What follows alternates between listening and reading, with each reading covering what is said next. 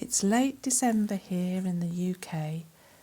A sudden splash of red brightens the sparse branches, and trees stand quietly in the mist, resting, waiting.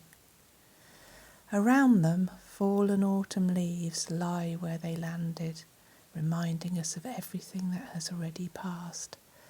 In sheltered places, tiny flowers are already beginning to appear. Little shoots push gently up from the ground, and soft catkins are daring to form.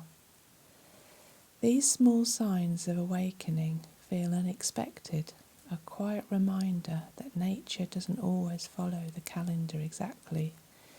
Even in the stillness of winter, there is gentle preparation happening beneath the surface. Paying attention to these things invites us to slow down, to remember that growth doesn't always arrive spectacularly. Sometimes it begins quietly in the smallest, softest ways.